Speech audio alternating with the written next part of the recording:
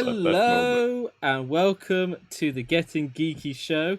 We have Frosty, who is a what are you today? A fox? Well, it is a wolf, fox, or whatever you want to call me, as long as you don't call me late to dinner. And we have Ellen, the amazing Ellen, is with us as well. Retro Complex couldn't make it today. He's got stuff going on, so he sends his he sends his apologies. And then we were going to have CHRONIK SPARTAN join us, but he's just got back from EGX and has lost his voice, so we're not going to make him talk or any of that. So we'll there get we go. In Sorry, the next, my Wi-Fi dipped. The next session. And, all right. Okay. We're talking horror today.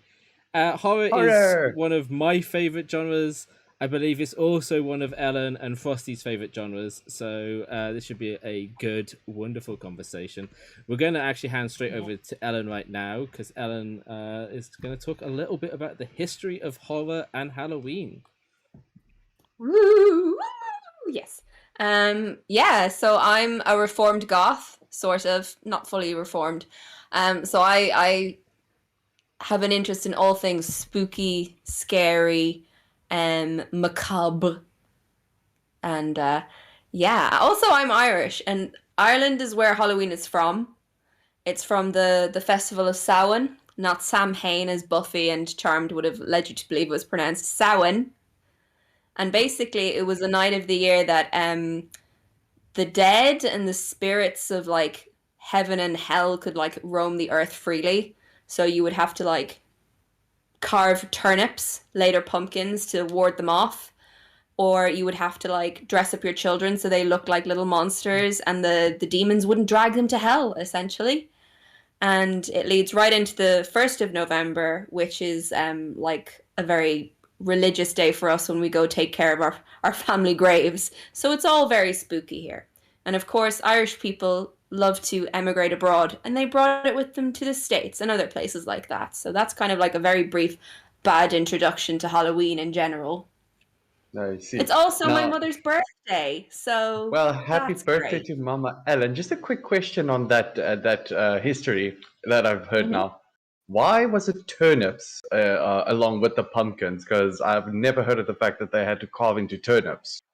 We had turnips. We didn't have pumpkins in Ireland when we started doing this many moons ago. And then I believe that pumpkins were just more readily available in the States and a bit bigger and easier to carve than turnips. But yes, turnips were the original jack-o'-lanterns. There we go. Oh, interesting. Zombies here. Exactly, Ellen. So America's pumpkin usage is all down to the fact that that was what was readily available in America, versus the turnip, which I guess they can now grow, but they definitely struggled earlier on. But yes, I've brought in our little zombie puppet. We've got some mascots for tonight. The cats will join at some point. So hello. Let's call in Steve. Steve the zombie. Steve the zombie. Okay. I believe one of your zombie puppets is called Bert. I remember that. Yes, there is definitely one called Bert. I don't remember all of their names. Yes, he has got several zombie puppets. I just saw CHRONIK Spartan's comment there. Thank you very much. I do have to say I owe the thanks to Pick Crew for this one, but I will definitely do it in my own art style at some point, when time hasn't completely bugged me in the ass. Yeah, it's pretty fun. I mean, you got that whole VTuber setup. Obviously, anybody who's listening to this on their preferred podcasting service will not be able to see this, but if you come over to YouTube, you'll be able to see us live every month while we're doing these. So yeah, first live one, we're talking about horror. Ellen's just giving us that rundown of the history of horror. Something for me that I love about horror is how it's always been like intertwined into the fairy tales, and the grim tales are probably some of my favorite aspects of this, where they're so beautifully gruesome. And this is, the grim tales aren't originally written by them. They're taken from all these folk tales that have been told over the centuries across Europe, and I think probably a little bit further than Europe, depending on where they travel. I don't remember the exact traveling spots, but if you ever get a chance to read the original works, highly recommend it, because you get great things like the fact that the Cinderella one required the ugly sisters to chop off their toes to fit into the shoe. Sweet Jesus, that's brutal as fuck. I could actually just imagine hearing that whole story being like, holy shit, how desperate can you be for a man? Yes. A rich man. He's got the Toes. money. It's fine. He can replace my toes. It's fine. It's fine. I'm sure he has a great surgeon. Oh my god. So one of the fun things that's been going on for me over the last month is because of the wife's horror cabaret, Revenge the Horror Cabaret, as it was so beautifully titled. It was one night only. There might be a sequel next year, but it meant that I got to take the wife on this wonderful journey through horror movies that I've absolutely loved over the years, and given her a crash course in the core horror films to need to watch. And so for me, those have been Halloween, Nightmare on Elm Street, Dawn of the Dead, the original Dawn of the Dead, none of these like remakes. And just. But when you talk about the Dawn of the Dead, are you talking about like Dawn of the Dead, or like which remakes are we talking about? There's been a few. I'm talking about the original Dawn of the Dead, the black and white, badly acted zombies. Where it's beautiful because there's these moments where you've got them and they're clearly listening to their direction of how they need to move as zombies, but then they keep breaking character at these points and they end up moving like normal people, as if they've forgotten that they need to be walking with a limp or dragging parts of their body, and it's quite hilarious. It's fantastic. It is a fantastic I film. can actually imagine that. Like, how budgeted do you want your zombies? Yes. Well, the beauty of the film is George Romero basically set in stone this is how zombies move for the rest of the zombie movie franchise, and then obviously into the video games that we have today. So Resident Evil's original zombie movements are all down to what Romero set in his Dawn of the Dead, which is a pretty cool achievement. Which is why I was like, that has to be a thing you watch when you're learning about horror. I honestly actually never watched any of the Dawn of the Deads. For me personally, I grew into horror with Saw, but then I grew over it because every single Saw was the same thing, like tons amounts of gores and blah blah blah blah. Like, okay, if I really want this much murder, I might as well watch fucking 300. If any of you are familiar with that movie. Yeah. 300 it's a classic, great bad film, of course. Yeah, I just love it because it's like buff fucking Spartans and spears and shit. I just love it. Yeah, it's buff dudes. Buff dudes. One for the gals, really. I have to hold my hands up here. I have not watched 300. It is a problematic, brilliant, bad film. Very. But that's not horror. That's not what we're here for. No. Yeah, exactly. that's not horror. I'm just saying, if most horrors tend to go to gore and like a ton of blood and stuff, instead of actually worrying about the scares. Well, you can make an argument that's like a specific genre, because I know that the torture porn genre was very big for a few years. But there's actually quite a lot of diversity. You've got like psychological horror, you've got classic horror, you've got creature features, you've got what I like to call spooky fun, like Casper or the Addams Family. Yeah. So Okay. So there's actually more than. Okay. I was actually thinking about that. It's not all about the blood, but it can be. Yeah, so is your sort of thriller, and then gore fest, and you get the thriller gore fest in quite a lot of things, and I think Scream took it to an interesting point where they just called out all of the standard aspects of horror, like who dies first and the rule of if you're not a virgin, you're gonna die, all of those good things. Yeah, like with Jason Voorhees, Friday the 13th. Like, oh no, two virgins about to pop the cherry. Must stab. Yeah.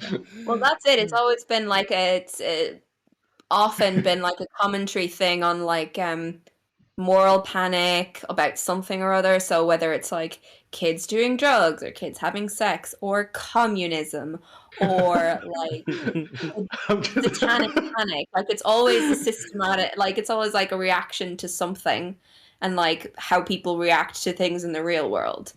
Yeah, So that does make sense, but it also is actually quite silly at the thought of it, because yeah, the first thought running to my mind, the teacher, you know, those teachers with the video for like sex ed and whatever else, and I'm just imagining one of the teachers playing Friday the 13th as a sex ed video, being like, look, if you have sex before marriage, there's a creep or weirdo that's going to stab you to death for trying to do that.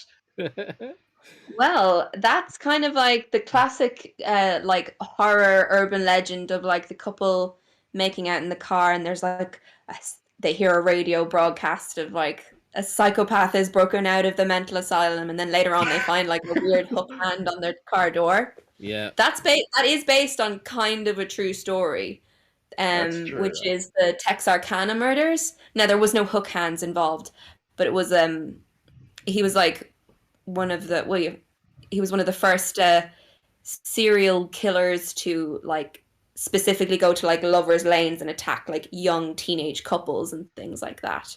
There's more to that story than like Yeah, that, yeah, but this just is not the about stabbing and crime, whatever. my other love. This is about horror. But See, I think there is a basis for that. I think we can talk about true crime in think another podcast. I think that could be an interesting one, especially since last month, so outside of Halloween, Rachel was directing a serial killer play, so we had to do research into serial killers. Ah, that was interesting. So this is the one about Dennis Nilsson, who I accidentally Yes. lived close to both his places where he killed people when I lived in London.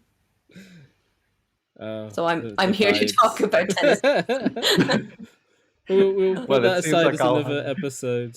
But going back to horror. We love to look up. Yeah, going back to horrors, because I know nothing yes. about true crimes.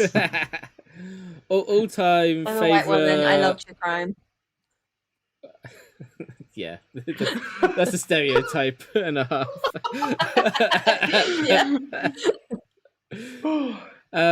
So yes, going back to horror films, what is everyone's favorite horror movie genre? For me, it's the B movies, but especially like the creature feature B movies. They're so cheesy and terrible, and I can't get enough of them. Yeah. Oh my gosh. There's some incredible B movies out there. Especially like if you go into like the back catalog of somewhere like Trauma, that's just like the like just shittiest, like grossest B films and ridiculous. So if you like that, the Trauma Studio films, I would highly recommend. You've probably heard of Toxic Avenger. Yeah, you've heard of Toxic Avenger. Yes. That's Trauma. That's Trauma. Right. He's not really horror though. I can't pick. I know there's so many choices. I would to pick a genre. I would say something along the lines of thriller or creature features, like Alien or whatever else. Yeah. Alien is always a good one. I first watched that when I was so young. I probably should not have seen that film when I saw it, but I did. And now we are sitting with creature feature issues, like we need to see the creatures for our hearts to be filled. I mean, I do love a good creature feature, but I really, in terms of more modern horror films, I really liked The Witch, or as I was calling it, The Vitch, because that's what it said on the poster. You are adding a bit of the accent there with your The witch. Vitch. Not the witches, the Vitch. I thought that was really, really atmospheric and cool. So I guess like more atmospheric horror films where it's just like creeping dread and everything's in like a coal wash color palette, and then I'm also a fan of like Hammer horror, like old Vincent Price type of films as well. Yeah. Anything kind of like a bit stylish horror wise, I'm quite into. I do not like zombie films. For some reason, zombie is like the creature monster thing that like actually freaks me out. So I won't be watching too many of those films. I actually do enjoy but the zombie also, ones. like the 80s and 90s horror films are also extremely fun and ridiculous. Yes, yes. I mean, so I can't really. I'm also like, I also have a bit of a vendetta against Freddy Krueger because my surname's Krueger. Yeah. My life. Yeah. Don't worry. There's a whole national park in South Africa named after Kruger, so it's fine. No, I'm South African. I sound Irish. I'm South African. Imagine a whole park full of Freddy Kruegers. We're fucked. No, it's fine. We're Only adults. It's all fine. He only likes kids. That's worse. Hey there, little boy. Would you like some candy?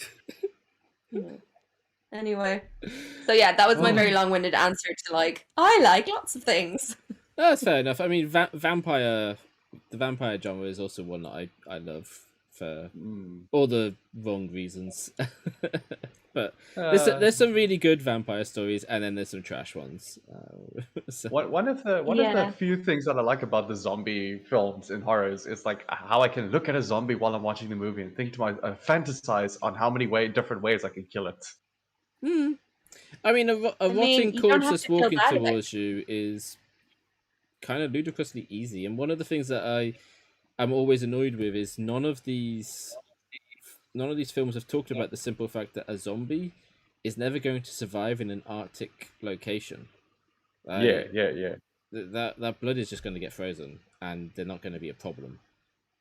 At least when it's based on a disease and not on a magical curse. The magical curse one, you're just stuffed wherever you are. Yeah. Curse. Yeah, Curse zombies basically are like. means you're fucked. Yeah. What do you think of these zombie films that have the zombies like running super fast? Yeah. So Chronic Spartan actually is just mentioned here. 28 Days Later. I like the idea of a madness zombie where it's not a decaying creature, but instead just simply your brain has gone to eat meat, and so you've got all the abilities that you would normally have. I think they're quite an interesting one because that's probably more realistic of what could happen. I mean, there is diseases out there that can basically jumble up the way that the brain behaves and activate parts that shouldn't really be activated at the levels that they get activated at. So there are historical cases of like excuse me, they're using drugs in Haiti, I believe it is, where they actually just basically turn people into zombies to use as like unpaid labor, essentially slavery. So there is like there is a human basis for the so zombie thing. If I remember rightly, essentially they lose sort of the conscious will, and then you've just got basically a dummy body that you can just get to do stuff. Yes, hello, Mark Bryan. Fungus is fun to smoke, but never fun to consume in any other method. I mean, that would make a completely different Resident Evil story. Imagine just somebody just smoking fungus and turning to a zombie. Like, at least I enjoyed it. So I've never heard of anyone smoking fungus. So oh, believe me, druggies can be very creative where that is concerned. So, I mean, I'm used to the idea with those that you would boil them, taking mushrooms, but I've never heard of causing zombie. Zombies. Okay, so don't just dry the mushrooms and the fungus, dry it up like real nice, almost like nicotine leaves, like dry it and freaking wrap it up. About this on YouTube. Yeah, I'm not sure what our legalities are here. Let's move on. Okay, yeah. Be cool. Don't do drugs. No. Oh no, swearing is fine. We can swear as much as we want. Be cool, don't do drugs. That's it. Yeah, there we go. Good job. So let's move on from the movies and to books, which I suspect is probably where we all first got our love of horror. Funny enough, it was horror games for me that actually got me into it. Now, this is a good point because for me, video games weren't readily about our house when I was a kid. And to be honest, books weren't either. I used to have to sneak out of the house and go to play with the local kids. And what that would be is me going down to our local library and reading books for several hours, and then coming home with books, and my dad going, "Where have you got the books from?" And I'd be like, "The library." It's what you do. I just happened to be in the area where the library was, and I just had to grab a couple of books. You know, it's just not that big of a deal. Libraries are fantastic. So Not scary, but fantastic. my first entry into horror was the Gothic horrors, so Dracula, Frankenstein, Jekyll and Hyde. And then in school, when we started getting the scholastic book fairs, that's when I ended up starting to get the Goosebumps books. Goosebumps is a genre that has always stayed close to my heart. Never found them scary, but I've just always enjoyed them anyway. And then from there, thanks to R.L. Stine creating those, I discovered that he was writing the point horror books. And the point horror books became an absolute craving for me, like always having to get them. Yeah, I'm kind of similar. I didn't start with the classic horrors because I was very much a television kid and was like, I'm not reading books. But then when I got older, I definitely started with Goosebumps. Goosebumps are brilliant, and I did find them scary because I'm a wimp. But then as I got older, I started reading stuff like Stephen King and Anne Rice. I was very, very into Anne Rice. Probably because I saw the Queen of the Damned film that came out and was just like, this is the best thing ever, even though it is not objectively the best thing ever. So yeah, that it was all about Anne Rice and Stephen King. And then as I got older and wanted to read kind of like slightly not better books, but more classic books, I definitely got into things like Dracula, Frankenstein. I've never read Picture of Dorian Gray, actually, which is actually one I should probably put on my You list. really should read that. Those books, yeah, those books definitely for me. And what about yourself? Very kind of similar to you. Have you read any horror?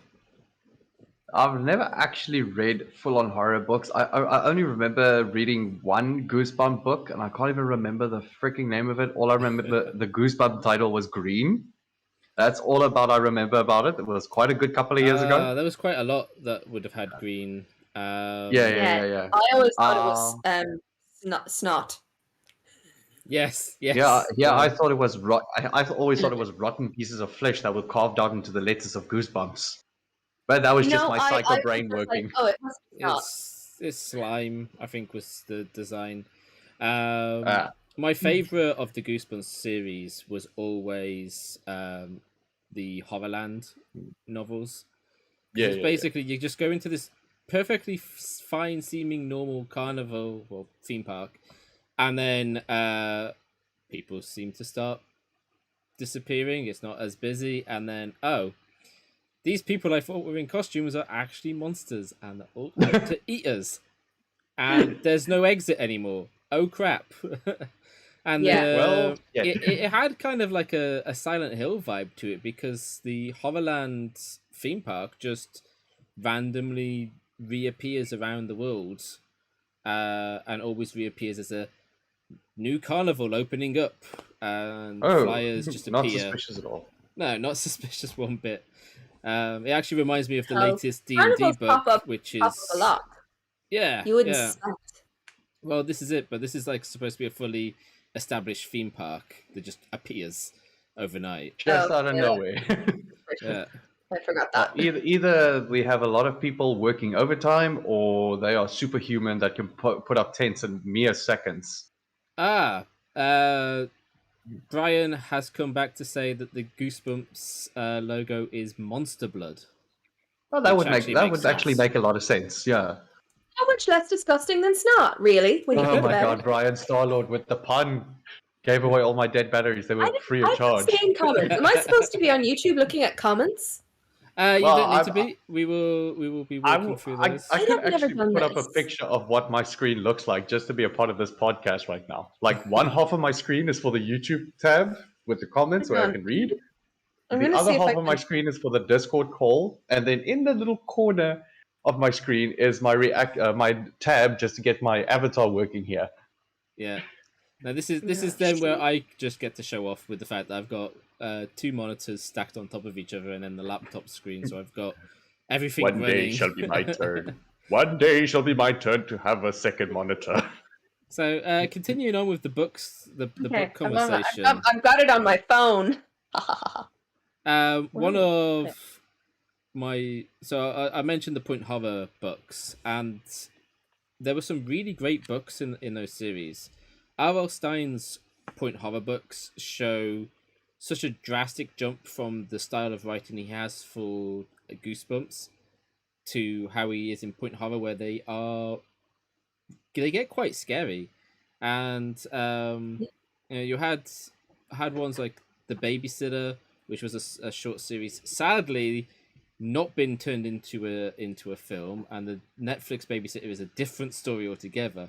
But the gist of The Babysitter is that it's a serial killer who only goes after babysitters, and it's really well done. Also based on true events. Mm-hmm. Yes. Man, he had to have a horrible experience with his babysitter. Like, did she tell him she doesn't want to make out with him, or what the heck happened there? That was the interesting part. So, what I liked with R.L. Stine's books is often you never really got to find out what was going on with the killer. It never got resolved. What you got resolved was the protag usually escaping and surviving, but no idea why the killer was doing what they were doing, or where they came from, or what was going on. Or some cases they would get killed, some cases they would get caught by the cops, but you never really got that perfect conclusion, because what R.L. Stine was trying to go for was this leaving you afterwards still able to be afraid because it wasn't resolved. And this kind of goes back to like the reason why I like some of the creature feature films. Is my favorites of the creature features are the ones where you never see the creature. It so just you know people silently are dying, kills everything, and you know stuff is going on, but you never get to see it. And that's the worst, actually, because it actually builds up a lot of suspension. And Yes. also, Shadow Strike. Shh. It's a trio, not a duo. You can clearly see there are 3 of us. How dare you, sir? yeah, I was enjoying that little comment. Saw that. So we're half an hour into this podcast, And we're still on books. and we're still on books. Just covered books. I think this might be a good time for us to move on to horror video games before we then go to questions from the audience.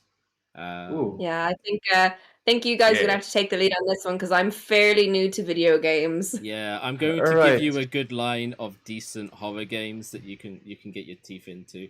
I was about to say you take the lead there, Nate, because I don't think my selection will be of suit to a newbie. I think Little Nightmares would be a perfect starting point. I've heard a lot of talk, Actually, like yeah, good things about Little Nightmares. I was actually going to name Little Nightmares, but I think it could actually be good for a beginner. I think it's perfect. 'Cause it's just it's a platformer with hiding, which is pretty much a good way to go about things. My proper dip into horror was the survival horror genre for video games, and that was first with Silent Hill, and then with Resident Evil. And Resident Evil has stayed quite close to my heart for the entirety of its time, which is 25 years now. Pretty sure it's the 25th anniversary. I do want to see more Silent Hill. I think it's been far too long since we've had a Silent Hill game, but survival horror is my genre. Sure. For those who are in the audience, CHRONIK SPARTAN right now is playing Tormented Souls, which is an indie game that I got to see down at EGX, and that is also a survival horror in the era of the original Resident Evil games instead of the modern styling. I see, yeah, like the original PS1 with the horrible camera angles and whatnot. Oh. Yes, exactly. There's a prop. Is it a prop? Yes, this is Skull. Yay! Skull. It's the skull. Currently nicknamed Scully, who made some announcements earlier on TikTok, where you can shoot. also find me. All right. Shall we let Ellen? Well, Ellen did say we need to take the lead since she's kind of new Yeah. to video games. Nathan will know that my gaming experience is pretty much Skyrim, and that's it. Yes. And I think we Okay, need to get you onto I'll- The Witcher, which is Witcher. Yeah. It's not it doesn't quite- really matter. It doesn't really matter which Witcher you start with, but I would say avoid the first one because it's quite prolonged combat in The Witcher. Mm-hmm. Yeah. Okay. Well, the first Witcher game. The I think second and Witcher the third 3 one is a is where good they place to improved. hop in. Really. Yeah. Go for number 3 because number 2's combat is still quite confusing. I think they simplified it by a lot when we eventually got to number 3. Yeah. Anyways, where I started off with my first dip of my toes in the water of horror would also be survival horror. I did a sleepover at my friend's, and it was still in the era of PS1. PS2 just got released that year. Yeah. My friend happened to have both Silent Hill and the first Resident Evil game, Nice. which we had a lot of fun with. From then on, I've been hopping between Silent Hill, Resident Evil, until I got put off by Silent Hill Downpour, which I Right. felt was absolutely terrible. Okay, I don't mind what other people think about Downpour, but for me personally, Downpour was just a terrible add-on to the Silent Hill franchise. Then came Homecoming, which I really enjoyed. I actually skipped out on Resident Evil 2 and 3, the originals, because I didn't really know about it back then. Yeah, I mean, Resi 2, I didn't know had been released until we were just, what was it? We'd gone off to some town and I was in one of the shops and I just saw it. I was like, I need to buy this. I have to buy this. And I've been sensible enough to have saved up enough pocket money at that point, and so I was just like, gave my dad the money in the game and said, "Can you buy this for me because it's an 18?" Well, and he contently bought it for me. He never cared about age ratings on stuff. So yeah, my mother was on the age rating, so if I were to play a horror game, I always had to do it at my friend's.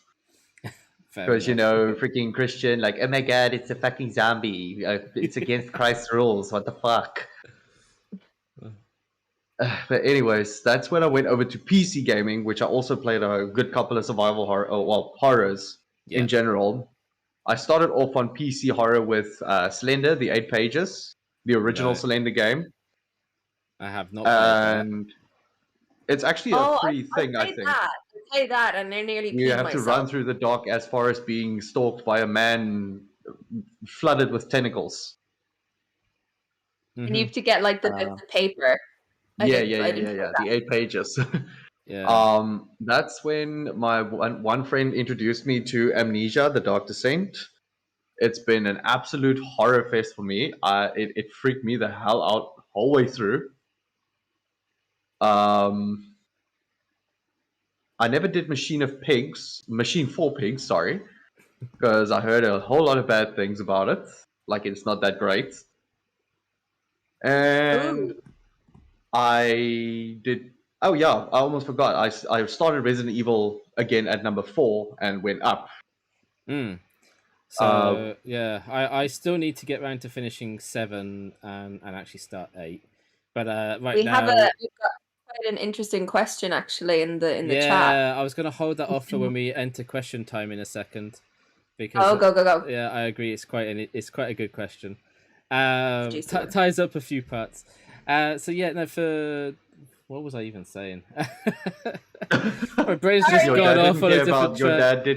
Your dad didn't care about the age ratings and stuff till I told about my mom being like super Christian, about to crucify me for playing horror games. Right, no, we were talking about Resident Evil. That's it. I'm currently doing the Resident Evil challenge, so I've got like 15 hours left to complete more Resident Evil games, and I've done Resident Evil 0 and the Resident Evil 1 remake, which I would actually like to see another Resident Evil 1 remake in the stylings of the new games. Oh, that would be awesome. And I'm now playing Resident Evil 2 remake. I have been really enjoying what they've changed in that. But one of the things that I'm not liking with 7 is this like being hunted down constantly. The anxiety that causes is just too much on times. It's gonna give it to you. I think I prefer the jump scares over the constantly being hunted feeling. Which is probably the same issue that I have with Metroid Dread, which I've just completed recently, is there's sections where you're being hunted down and it's just a pain in the ass.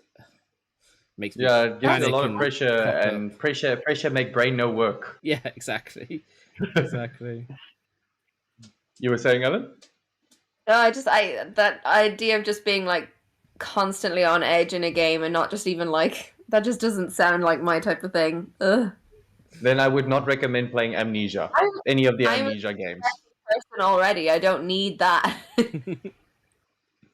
I just want to kill dragons. Your slaying of the dragons will have to come to an end eventually. Sorry, it's what I do.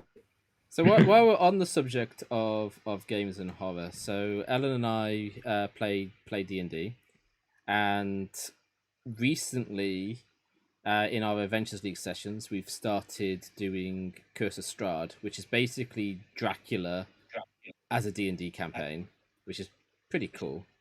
And I'm currently writing a horror one-shot for D&D, which is basically all about this idea of you being part of a carnival, and it's like gothic horror carnival. So you've got monsters and all sorts of odd creatures and things going on there, but you're going to be trying to sell more tickets for your carnival than this beautiful fae based carnival, which is all happy magic dust crap. And so I'm setting this all up so that basically you do as much evil as you can to force people to come to your show, and it's all about basically exploiting everybody so that your leaders of your carnival win a bet which gets them the Fae carnival. So it's capitalism and imperialism. Yes. Yes, exactly, all in one little game. So I love it when you're so evil. So that's what I'm working on at the moment, which is quite an I'm entertaining very little excited thing. to hopefully play that if I can.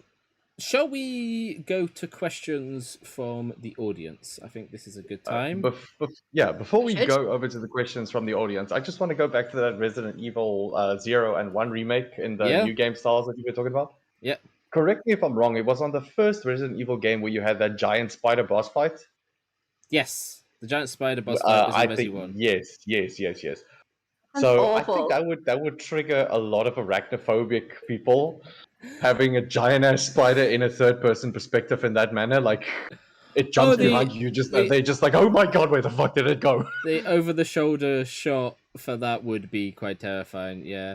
I don't know if they kept any of the big insects from the other games. I haven't really got that far yet to tell, but yeah, Resident Evil 1 had giant spiders, and I can't remember which one had a giant moth in it. I think it was Giant moth. That sounds like Resident Evil 4, where the virus started going fucked up. And no, you can see it was before. No, it wasn't. It was before 4. It was I think it might Giant have been in moth. 3. Trying to think back now. Giant moth. I can't remember giant moth. Yeah, I mean they put a giant moth in. Well, no, it's giant bat. They put a giant bat in Resident Evil 0 and a giant scorpion. Oh, I like that.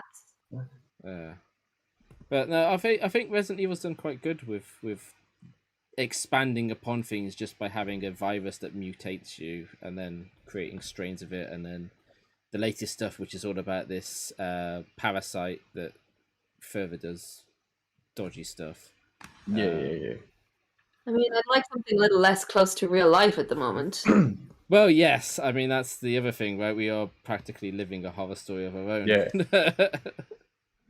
Which this leads on to something that I find quite interesting. So during economic downturns, we see quite regularly a really big pickup in horror and fantasy as genres that get consumed a lot more. So you see like a pickup in the films, you see a pickup in the books, and I find that quite an interesting piece, that when we're in dark times, we actually consume more dark stories than in better times, when we actually tend to go for usually more realism. Yeah. Honestly, I It's think horror interesting. and realism don't mix that well. There's something about supernatural add-ons in horror games that actually just make a horror game. Like the realism aspect, it just doesn't. Yeah, I I think would in agree. terms of cinema, it's the opposite though. The more realistic the horror, the more, I don't know, the more successful the film potentially is. Like, Yeah, I don't know if you've ever seen Funny Games. I Yeah. would class that as No. like a very scary horror film, the remake and the original French film. I don't know, maybe it's more of a psychological thriller thing, but for me it is pure horror, and it's just based on the idea that like these guys are just going to break in and you and your family can't really do anything about it. They're in complete control and you're all doomed, sort of thing. Interesting. That does make sense in a manner, yeah. Yeah. It's horrendous. Like, it's Anyways. truly horrendous. And Before we it's like, get it's too not just carried away. like, yeah, it's like not some like monster in the forest. It's not some like sickness turning people into zombies. It's literally something that could happen. Like, someone could break into your house and like destroy your life. So I think there's like so many different ways you can approach horror. You can go for like this fantasy thing, or you can go for like something very close to the bone that's going to scare the crap out of people, or it can be ridiculous. Like, Yeah, it's very, Yeah. very Yeah, broad. I'd say like what Paranormal Activity, that one did a pretty good job at being realistic enough to freak people out. I do like it when films do these things of like, this was based on true events as a fake. Yeah, a fake We found this occurrence for tape, you and being this like what you're about to watch is the tape that we found. you buying it hook, line, and sinker. Yeah. Found footage horror is probably the most overwrought genre at this stage. Yeah, as I would well. agree. Yeah, it's Because a been lot of done people are enough. very naive to believe that Always that actually bad, happens. it's done so much I that you're kind of like, agree. oh.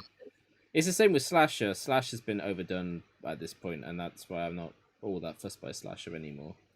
All right. All right. Shall we go to questions then? I think we've got a couple of Yeah, questions in here. I see. Fine. I see a couple of questions already. One from CHRONIK, and okay, our first question is actually from CHRONIK. Mm-hmm. Do you want to read it? Since you're the host, I think you should read it. Okay, fine.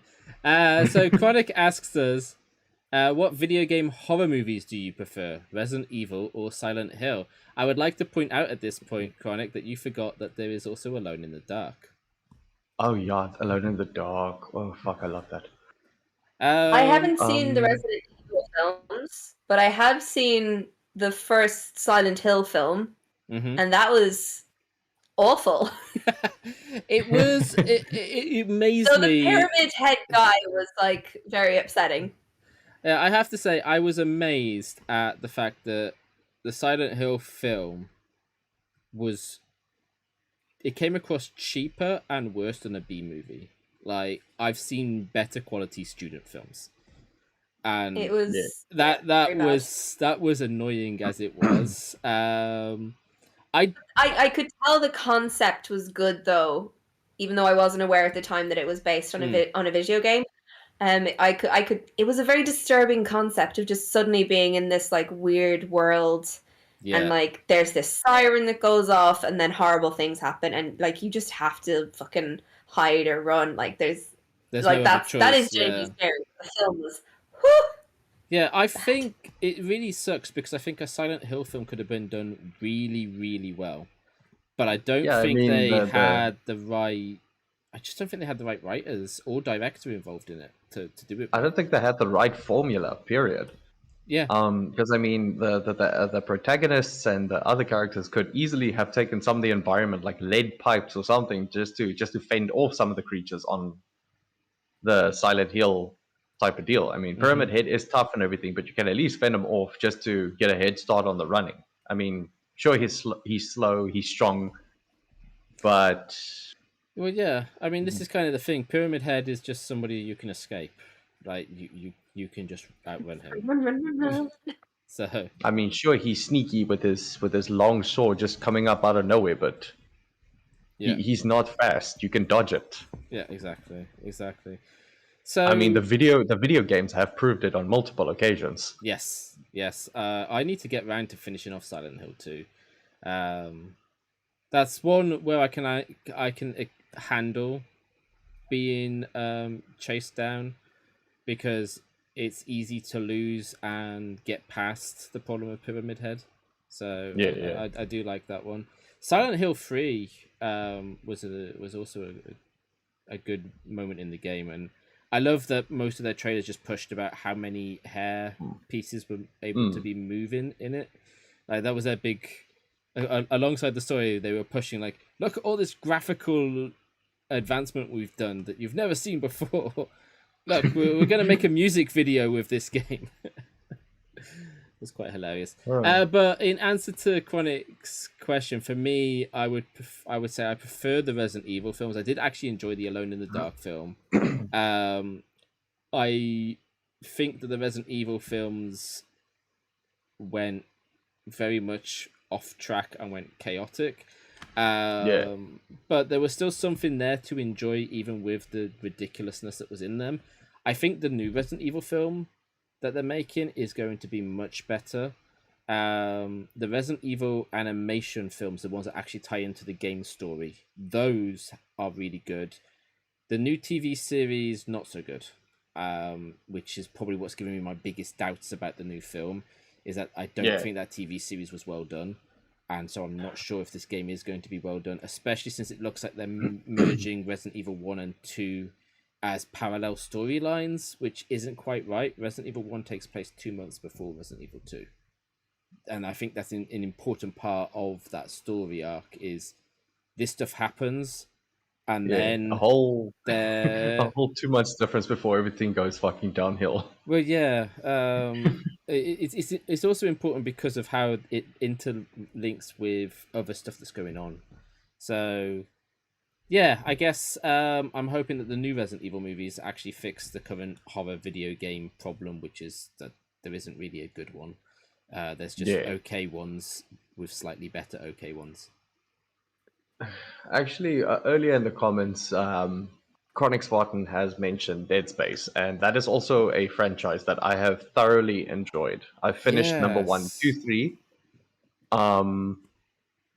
I would say I'm on a 50-50 of preference to Resident Evil and Dead Space. I'm like on a 50-50 there. Yeah, I can feel that. I've played Dead Space 1. When it came to the mobile phone, I will be honest, I've played the mobile version, but still, it was actually quite a good game. But you know, that was the easiest way of me playing it at the time because, well, the consoles of choices kept me limited. I was actually on PC with Dead Space 1, and I gotta say the headphone immersive idea, it actually added to the absolute terror I've experienced with Dead Space. Sound design. What am I always saying? Yeah. Sound design. Oh no, that's really important. But that actually also brings on a great thing that was done with the Alone in the Dark series on GameCube, Sanity's Requiem, where it interacted outside of the game, which was probably the coolest thing I've ever seen done. But it interacted with the controller, deactivating buttons and other stuff to just really mess with you. It also messed with the memory card, which was interesting. So it basically fake deletes your save file in an attempt to get you to react and go, what the hell's gone on? And a lot of people pull out their memory card, which then actually does delete the file if you leave it alone, everything just goes back to normal as if nothing ever happened. And it's So the just game is just basically like, I deleted your file. Please pull out your memory the card. whole idea while you're playing through this game is that your character is losing their sanity, and the world around you keeps changing as your sanity meter starts to drop. And they basically just didn't want to keep that inside the game itself and wanted to have that play on you, the player, also going through that experience. I didn't enjoy it, but I'm glad that you enjoyed it. That's all that matters. So then I think we've got another question, which is from Mark. What medium, book, movie, or game actually scared you the most? And that's an interesting one. A very interesting question. If you don't mind, I'll take the first lead on that one, Nate. Go ahead, yeah. The video game that scared me the most was Dead Space 2, because it happened to be a much darker atmosphere than the first installment, and the fact that you had infected babies running around on fucking sloppy tentacles. Oh god, babies. And the crying noises you hear in the background when it approaches you, and it's just like, oh Jesus Christ, don't come near me or I will stomp you into fine dust. It's just, Dead Space 2, it scared me the most. Okay. For me, I obviously don't have video game experience really. Although I did play the Slenderman game, and that did scare the bejesus out of me. I guess film, like a book, you can kind of, for me anyway, I find it quite easy to just put a book down if I'm not enjoying it, or if it gets a bit much at one point. Yeah, but with a video game or a film, you just gotta be like, no, I gotta sit through this. Yeah, if you're playing a game, I can understand that you're very immersed, and if I'm watching a film, I'll be quite into watching it if it's in any way engaging. So yeah, probably film gets me more in terms of what film. A film that really got me. The first film. This isn't the scariest film I've ever seen, but it was the scariest film I saw as a child. Was Scooby-Doo Monster Island. Oh my god, yes. The monsters on that gave me a nightmare. It's terrifying because the monsters were real. They're not supposed to be real. They're not supposed to be real in Scooby-Doo, that's true, yeah. Yeah.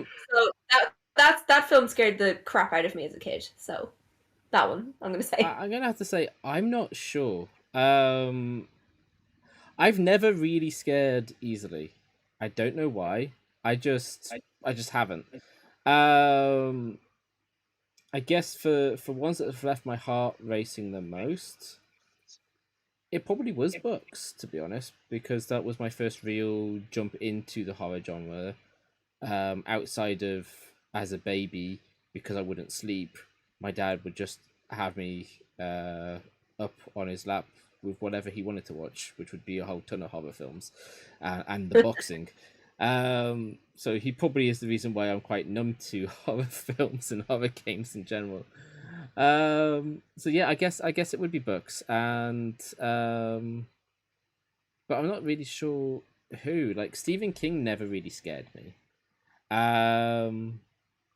So I guess it probably would have been one of the Point Horror books. I just can't remember which one now. I don't have the collection anymore because they all got given to charity while I was at uni. So. All right, just before we continue, I'm assuming Sayan Rini here is Shadowstrike's little girlfriend here that also joined via my Discord. So the scariest thing is my face. Oh, honey, you haven't seen my face when I woke up. All right. So our next question, also from just mentioned in the comments, is a great, very scary when you're young as well. Because if that doll comes to life, I will pee my pants. Yeah, dolls are scary. Full stop. Porcelain dolls. They're creepy. Dolls, they're absolutely creepy. Yeah, I'll give you that. They're just default creepy. I have a confession. I was at a gaming convention that was once here in South Africa. and I nearly drop kick a child that was dressed as Chucky. Very good parent. See, I was like, holy shit, it's alive!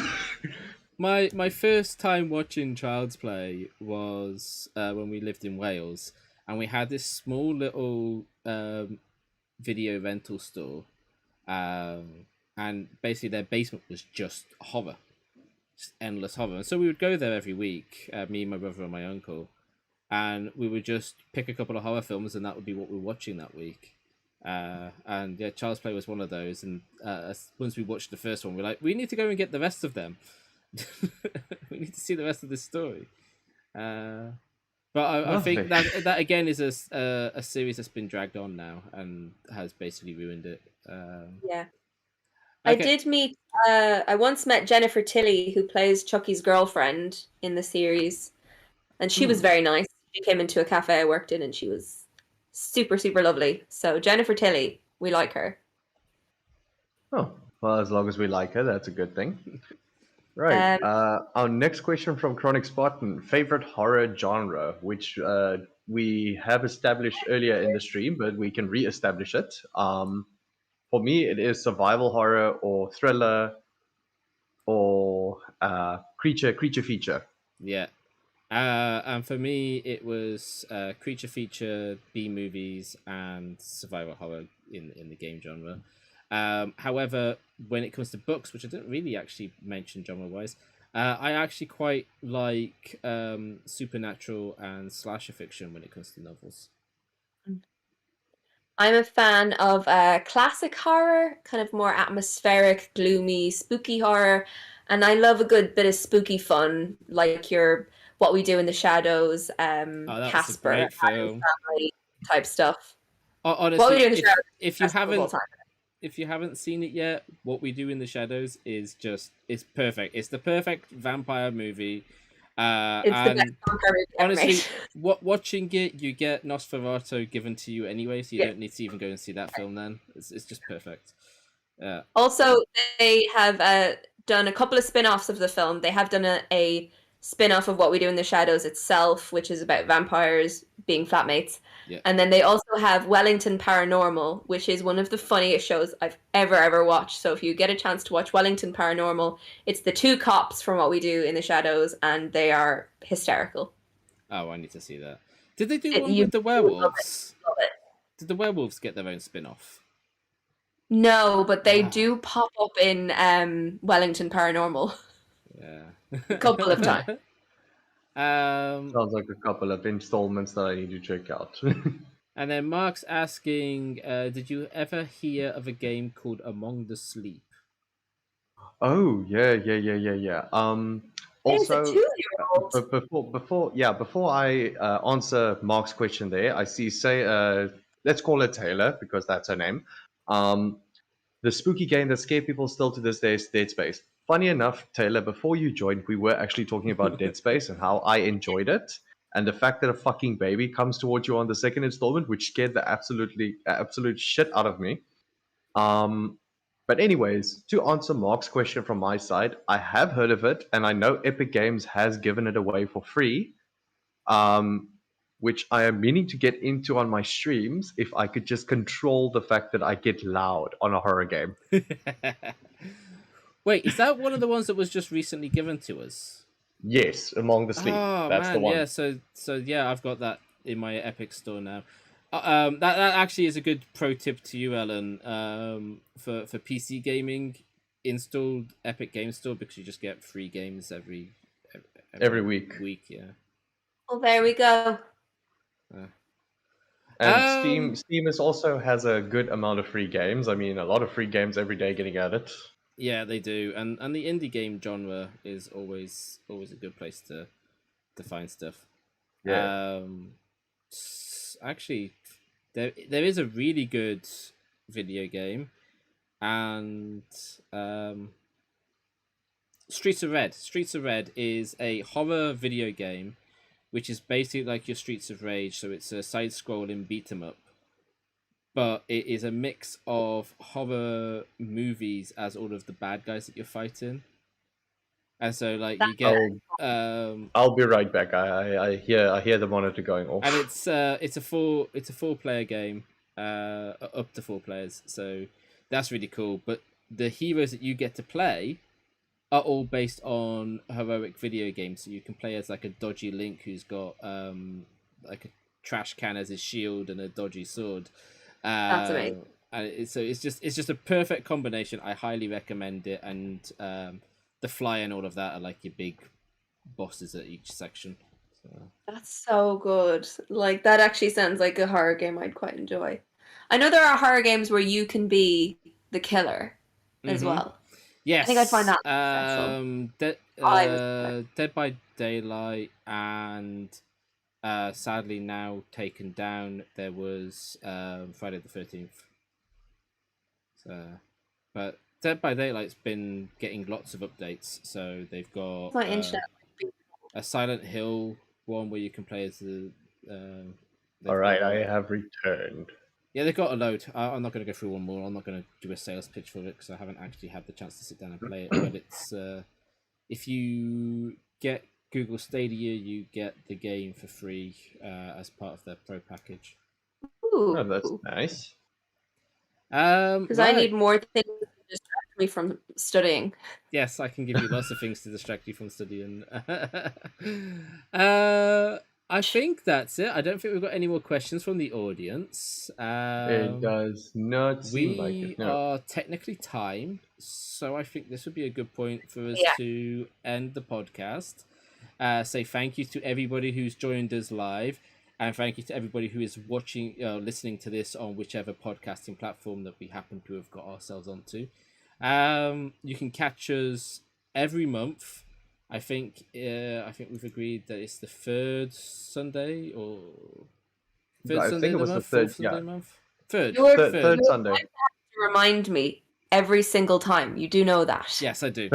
So it'll be the third Sunday of the month, which means the next time that we should be live is the 21st of November, and that will just continue on. So 9 p.m. it takes the slot of my normal streaming time.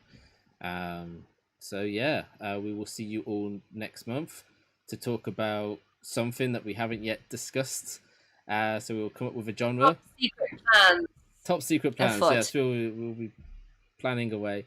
So yeah, we will see you in a month. Come back here next Sunday as I continue playing Resident Evil 2. Frosty streams on Saturdays, so keep an eye out there on Frosty's YouTube channel for those. And as I said, we will catch you in a month. Is lit, so. Oh yeah, and if you're on YouTube, links there are links below to everybody's social media, so you can go there and check everything out.